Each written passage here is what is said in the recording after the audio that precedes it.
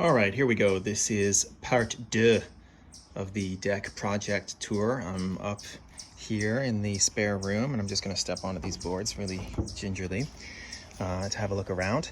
All right, so we're giving you the bird's eye view now. You can see that our joists are just under 16 inches apart, which is pretty standard. And what we were thinking about doing for the surface of the deck itself was actually between these three somewhat centered beams here. We were thinking about doing kind of a vertical pattern or a different pattern, maybe a herringbone pattern, some kind of contrasting pattern to create a bit of a vertical splitter in the middle of the deck, so that to the left we would have, that's what you're seeing there. When you see that board out toward the end, that's about 67 inches long, so not even 6 feet long. And then when you look at the joist that's just to the right of the pole, hugging the right of the pole right here and coming down, the distance from that joist out here to where the stairs would be is 6 feet. So that's why I was kind of thinking I would like to get 6 foot lengths for the deck board, so that we have just, you know, the 6 footers here, and then we would have to cut them to size to fill in this area, and then we have some kind of an interesting pattern separating the two.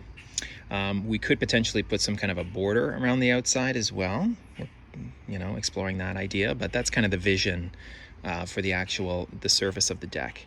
And then as for the screening fence over here, obviously we have to build it up.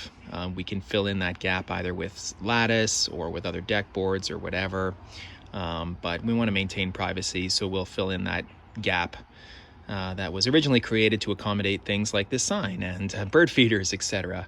But now that we're, you know, 4 feet off the ground up here, we'll have to fill that in just to maintain privacy. I don't know what else there is, but hopefully this gives you just kind of another vantage point of what we're looking at here.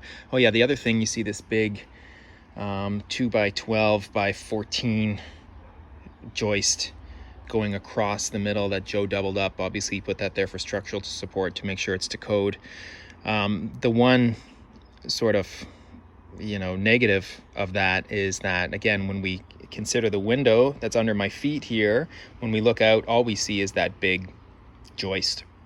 So we're looking into the possibility of getting a thinner steel beam to support the middle of the deck, and that will sort of open up the view from the basement. But who knows? I don't know whether we necessarily need to do that or will do that. It's just another possibility. All right, let me know if you have any questions.